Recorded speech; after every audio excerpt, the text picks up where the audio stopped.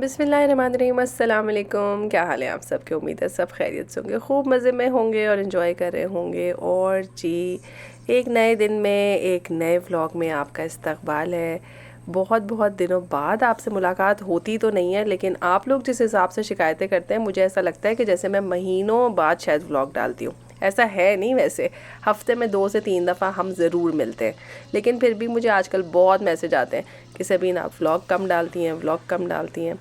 अब अपनी इस्तात के हिसाब से कोशिश तो करती हूँ कि ज़्यादा ज़्यादा डाल दूँ, लेकिन देखिए भाई, अब शिकवे ना किया करें, कोशिश करें कि जो डल रहा है उसके ऊपर खुश रहें, उसी को ज़रा ज़्यादा देख लिया करें 2-3 दफ़ा, ताकि मैं भी खुश हो जाया करूँ। तो यहाँ पे जो है वो हम बनाने लगे हैं तला हुआ गोश्त। तला हुआ गोश्त की रेसिपी मैंने पहले भी शेयर की है। ऑयल में हमने डाल दिया है लहसुन, अदरक, गोश्त, नमक, मिर्च, हल्दी और धनिया पाउडर। इसको जो है वो अच्छी तरह से हम भून लेंगे, मिक्स कर लेंगे। और तला हुआ गोश्त जो है वो हैदराबादी गोश्त होता है।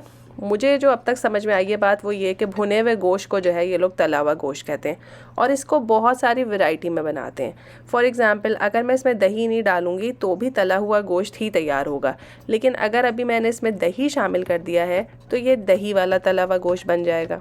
ठीक है, तो ठीक है, आज जो है हम दही वाले तले हुए गोश्त का वर्जन जो है वो आपके साथ शेयर करते हैं। तो जी बस ये सब चीज़ें मिक्स करके जो है वो मैंने थोड़ा सा पानी डाला है, 1 गिलास के करीब, और इसे प्रेशर कुक होने के लिए रख दिया।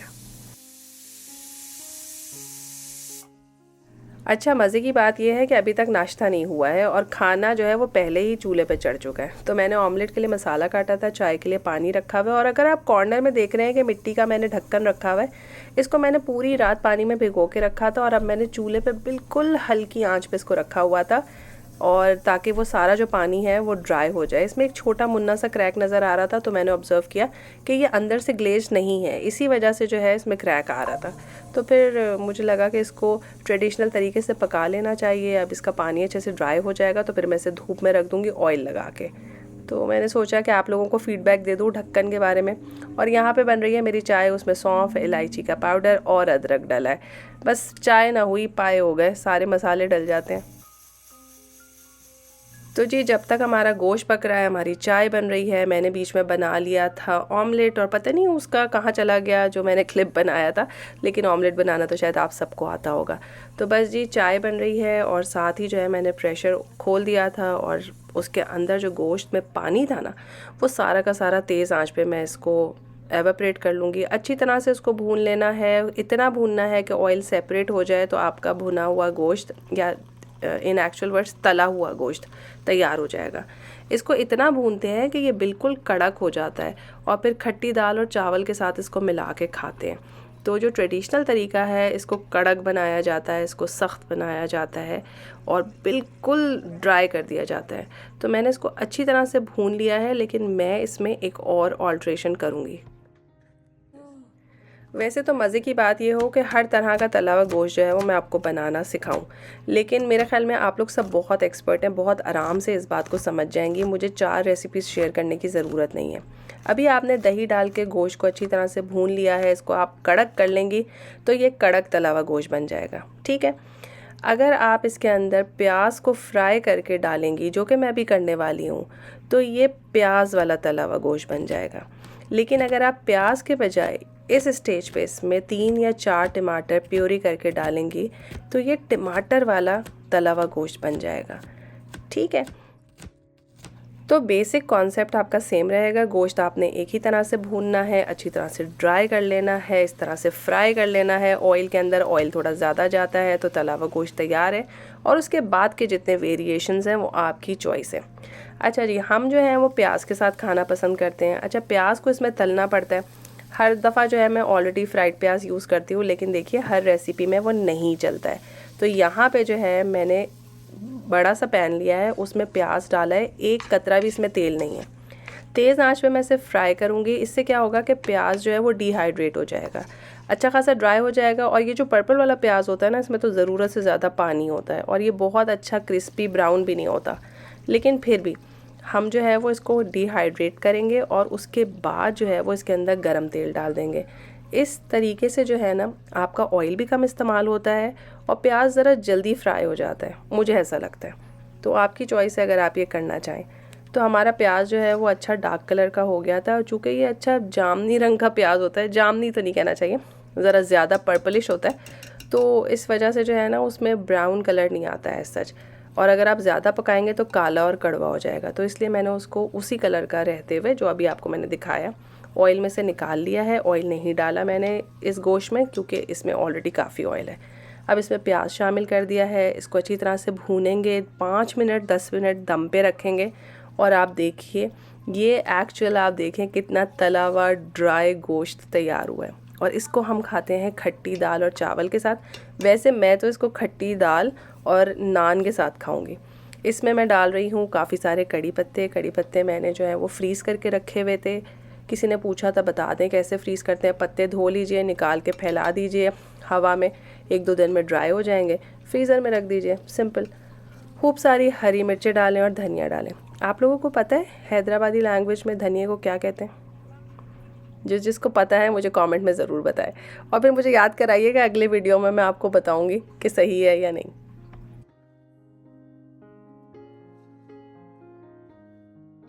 इस स्टेज पे अगर आप चाहें तो इसको चम्मच मार के थोड़े से श्रेड्स भी बना सकते हैं, उस तरह से भी बहुत मज़ेदार लगता है। और अगर आपको इतना ड्राई पसंद नहीं है तो इस स्टेज में आप इसमें 1/4 कप पानी डाल के हल्की आंच पे रख दें, तो इसका थोड़ा मसाला सा बन जाएगा। अगर ड्राई खाना है तो ऐसे भी ठीक है। तो हमने ऊपर से बस इसमें गरम मसाला डाला है और ये तैयार है।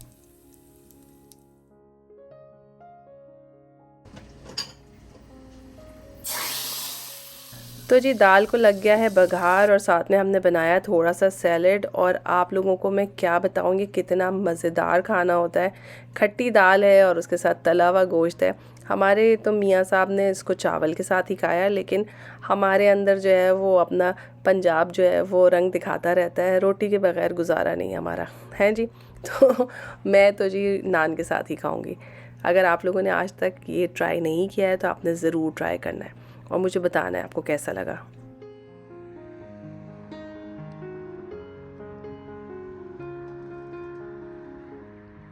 आप लोगों को याद है कुछ दिन पहले मैंने ये दरख्त आपको दिखाया था कि इसके फूलों की जो है ना वो ज़िंदगी बड़ी मुख्तसर होती है, और आप देख लीजिए कि कदमों में बिखरे हुए हैं।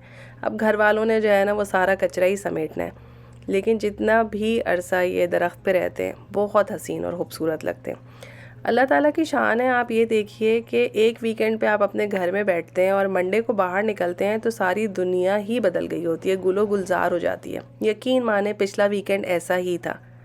ऐसा लग रहा था कि बस अभी तो कुछ ब्राउन ब्राउन सा मौसम है, और बस जैसे ही मंडे को बाहर निकले तो भाई हर पत्ता जो है वो सब्ज़ हुआ है, और तरह तरह के फूल निकले हुए हैं। और ट्यूलिप ये सबसे पहले निकलते हैं और सबसे ज़्यादा खूबसूरत लगते हैं। इनकी लाइफ भी बहुत थोड़ी है, कुछ अरसे में ये भी गायब हो जाएंगे, लेकिन इनकी जगह जो है वो कोई दूसरा फूल ले लेगा।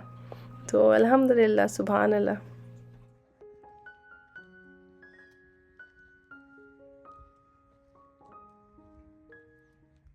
अब आप लोग कह रहे होंगे कि मैं कहाँ निकल पड़ी हूँ। आप लोगों के मुझे इतने इंस्टाग्राम पे डीएम आ रहे थे कि हम आने वाले हैं तो हमें कोई घर बताइए, कोई घर दिखाइए, कोई सस्ता घर दिखाइए। अब मैं कहाँ से सस्ता घर दिखा सकती हूँ। इत्तेफाक की बात है, मैं और मेरे मियाँ जो हैं वो वॉक करने निकले थे और ये घर का ओपन हाउस था। ये काफ़ी पुराना घर है। मैंने सोचा इसकी थोड़ी सी जाके वीडियो बनाऊँ ताकि आपको आइडिया हो जाए कि पुराने घर किस तरह के होते हैं।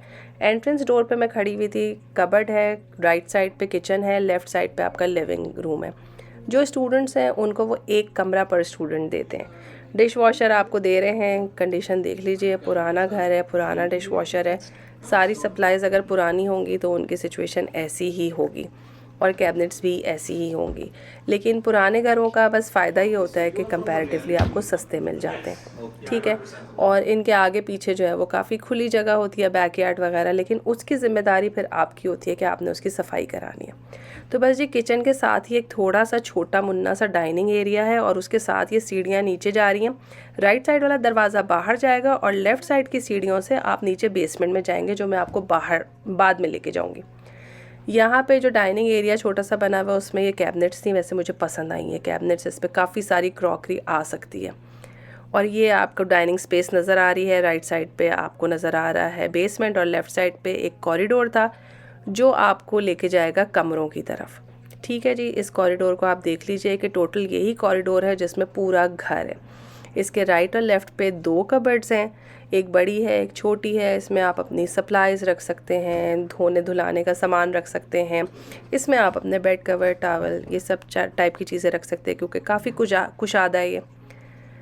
अब इससे आगे बढ़ेंगे तो यहाँ पे 3 बेडरूम है।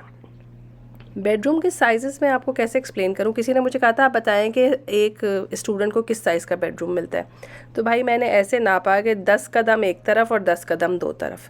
तो आप चल के देख लीजिए कि 10-10 कदम चल के कितना बड़ा कमरा बन जाता है। बाथरूम एक ही है, अगर 3 स्टूडेंट रह रहे होंगे तो तीनों एक ही बाथरूम शेयर करेंगे। 10-10 कदम का हिसाब ये है कि चौड़ाई में भी 10 कदम चलिए और लंबाई में भी 10 कदम चलें तो आपका कमरा टोटल इतना ही बड़ा है। यहाँ पे जो है वो पीछे बैकयार्ड था और ये कमरा नंबर 2 है। ये थोड़ा सा बड़ा था, मेरा ख्याल है ये 13 कदम एक तरफ था और 9 कदम एक तरफ, अब तो मैं भूल गई। और जो ये कमरा है 3rd वाला, ये सबसे बड़ा कमरा था। प्रॉबेबली ये इधर का मास्टर बेडरूम है, लेकिन ये भी कोई बहुत बड़ा कमरा नहीं है, जो कि आपको आइडिया हो ही रहा होगा। और कबर्ड्स भी आप देख लीजिए कि एक आदमी के ही सामान रखने की जगह है इसमें। और पीछे ये बैकयार्ड है जो कि आपकी ज़िम्मेदारी होती है। तो यहाँ से आप किचन का ओवरव्यू देख लीजिए कि यहाँ डाइनिंग स्पेस और किचन। और यहाँ से जब आप नीचे उतरते हैं तो राइट साइड से आप बाहर निकल सकते हैं और लेफ़्ट साइड पे आप सीढ़ियाँ उतरेंगे तो सामने एक रूम था जो ऑलरेडी उन्होंने किसी को रेंट पे दिया हुआ था, तो उसकी चप्पल भी नज़र आ रही है। और राइट साइड पे शेयर्ड लॉन्ड्री है। यहाँ पे आप देख लीजिए ड्रायर और लॉन्ड्री मशीन दोनों रखे हुए हैं, एक सिंक लगा हुआ है।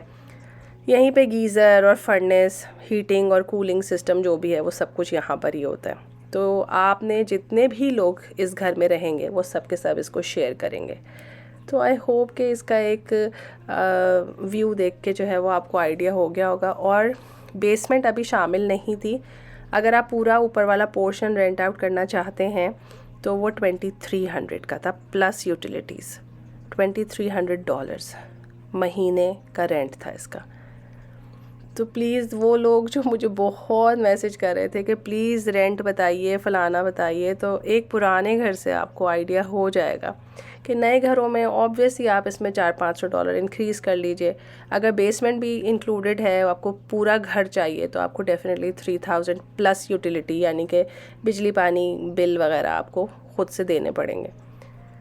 तो उम्मीद है कि जिन लोगों को इसके बारे में मालूमात चाहिए थी, कंसर्न थे, मैंने कुछ उनकी क्वेरीज़ का जो है वो जवाब दे दिया है। फ़र्दर आपको मुझसे कोई सवाल पूछने हो ना तो आप मुझे प्लीज़ इंस्टाग्राम पे डीएम करें। वहाँ पे आपके मैसेजेस गायब नहीं होते, यूट्यूब पे आपके मैसेज गायब हो जाते हैं। अभी कल मैंने देखा तो मेरे एक रिप्लाई के जवाब में मज़ीद 3 रिप्लाइज़ थे जो मुझे पता ही नहीं चले थे। तो कुछ रेसिपी के बारे में क्वेश्चंस थे।